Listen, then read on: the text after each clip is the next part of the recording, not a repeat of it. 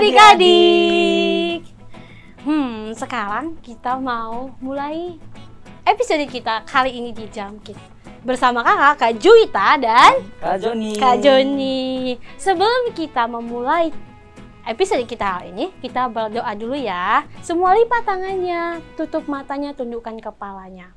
Tuhan Yesus, terima kasih buat hari ini kami sangat bersyukur kepadamu karena kami boleh beribadah. Tuhan, kami siapkan hati kami siap memuji memuliakan nama Tuhan. Di dalam nama Tuhan Yesus Kristus kami berdoa mengucap syukur. Haleluya. Amin. Yeay. Adik-adik udah siap kan memulai ibadahnya? Siap dong. Semangat ya. Tapi duduk yang manis ya. Duduk yang manis. Kita mau angkat pujian kita. Mari Tuhan berfirman-Lah.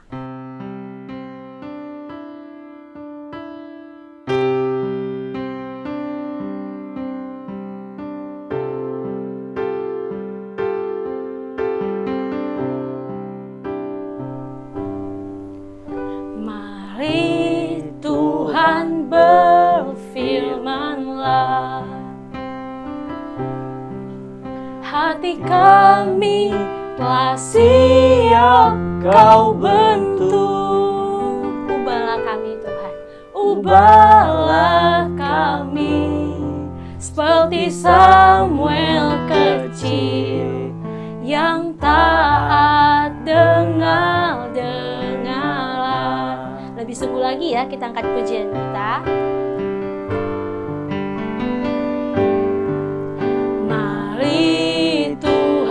Berfirman-Lah, hati kami telah siap Kau bentuk. Ubahlah kami seperti Samuel kecil yang taat, dengarlah.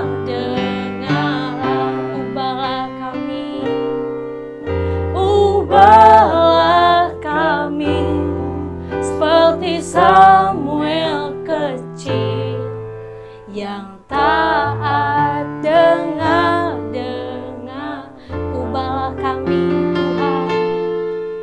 Ubahlah kami seperti Samuel kecil yang taat, dengar.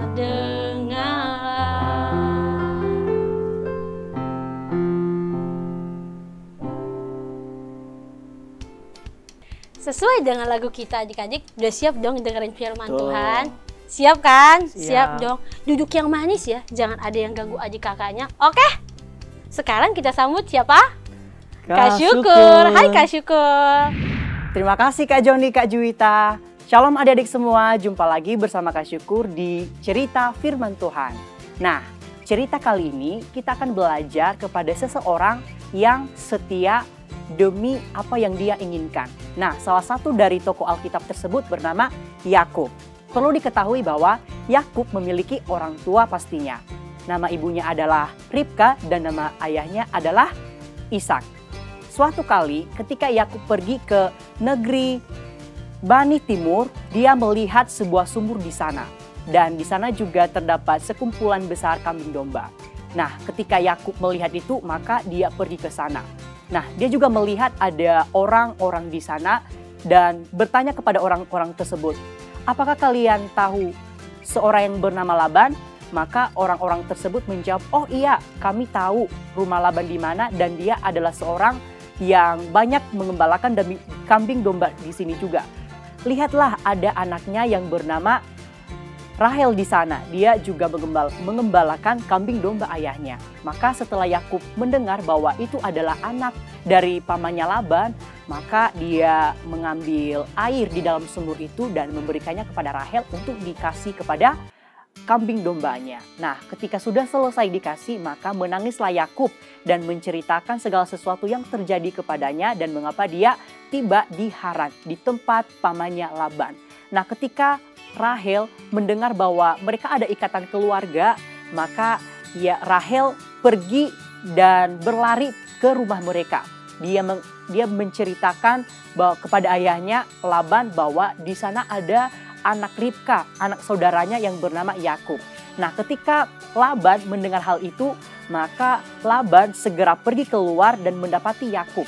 Dia memeluk Yakub dan menciumnya. Sampai akhirnya dia mengambil Yakub, membawanya ke rumahnya. Nah, setelah 1 bulan kemudian, maka Yakub mengatakan kepada pamannya Laban. Dia berkata, "Paman, aku sangat jatuh cinta kepada salah seorang putri dari kamu yang bernama Rahel. Jika engkau berkenan, aku mau menikahi Rahel dan aku akan bekerja kepada kamu selama 7 tahun lamanya."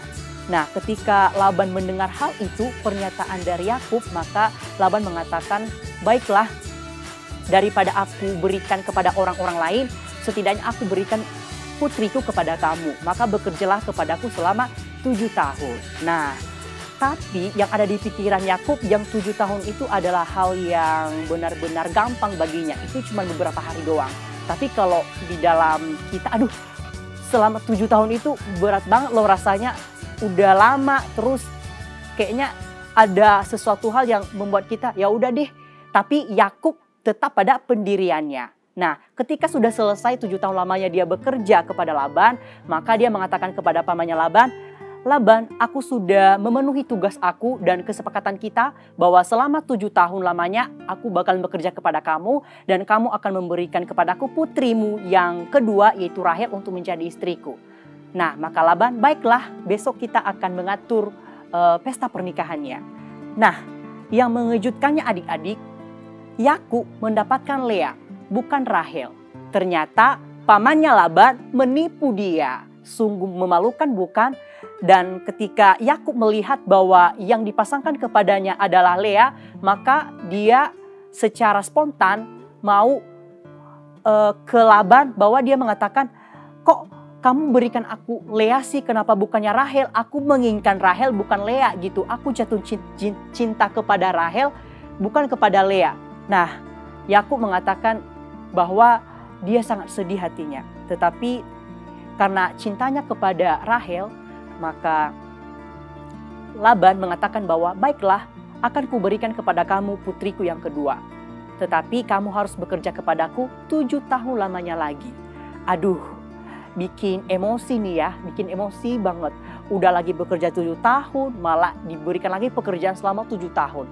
Ya, namanya juga orang yang jatuh cinta, pasti apapun yang dia inginkan, pasti dia bakalan berbuat gitu. Seperti Yakub pada waktu itu. Nah, Yakub berusaha semaksimal mungkin untuk mau bekerja lagi selama 7 tahun untuk mendapatkan Rahel. Nah, kemudian sesudah waktunya selesai dan selama 7 tahun dia sudah bekerja lagi kepada Laban pamannya, maka otomatis dia mendapatkan istrinya yang dia sangat cinta yaitu Rahel. Maka Rahel pun menjadi istrinya. Nah, adik-adik semua, jika kita flashback ke belakang, cerita Yakub di rumah Laban ini mengingatkan kita kembali bahwa kita tidak boleh menipu. Dan kalau kita menipu, kita menyakiti hati Tuhan. Dan itu pasti ada hukumannya. Seperti Yakub menipu saudaranya Esau, maka Yakub juga ditipu oleh pamannya. Ada konsekuensinya. Jadi adik semua, kalau kita menipu, maka pikirkan baik-baik. Apakah itu menyenangkan hati Tuhan atau tidak. Yang kedua, kita belajar dari sosok Yakub yang setia. Setia yang bagaimana? Dia bekerja keras, dia setia untuk mendapatkan apa yang dia inginkan. Begitu juga dengan kita adik-adik semua. Apa yang kita inginkan, maka kita harus perlu kerja keras, bukan secara instan. Jadi adik semua, maka dari itu cerita Kak Syukur pada hari ini mengingatkan kita dan mengajarkan kita untuk tetap setia, kerja keras seperti Yakub. Nah, demikian saja cerita firman Tuhan kali ini. Dan biarlah cerita firman Tuhan ini boleh ditanamkan dalam pikiran dan hati kita. Dan semoga kita semua boleh berjuang sama-sama seperti sosok Yakub yang setia dan taat kepada Tuhan. Mari kita berdoa. Tuhan Yesus yang baik, kami bersyukur atas cerita kebenaran firman Tuhan yang boleh Tuhan sampaikan kepada kami pada saat ini. Kami belajar dengan Yakub, dia selalu bekerja keras dan setia dan dia boleh mendapatkan keinginannya dengan waktu Tuhan. Maka untuk itu pimpin kami, Roh Kudus Tuhan yang selalu menolong kami untuk menjadi sosok seperti Yakub. Terima kasih Bapa di sorga, hanya di dalam nama Tuhan Yesus kami telah berdoa dan mengucap syukur haleluya. Amin. Bye. Wow, terima kasih ya Kak Syukur, ya kan? Sudah ingetin untuk kita kerja keras dan tidak boleh berbohong sampai ujungnya kita menipu orang lain. Tidak baik ya adik-adik. Terima kasih sekali lagi Kak Syukur. Sekarang kita mau angkat satu pujian kita, bahwa rumah kita di mana ya? Di mana Kak? Bukan di sini. Bukan di sini. Tapi menuju ke sana kita harus bersiap-siap. Betul. Oke, kita angkat pujian kita. Rumahku bukan di sini.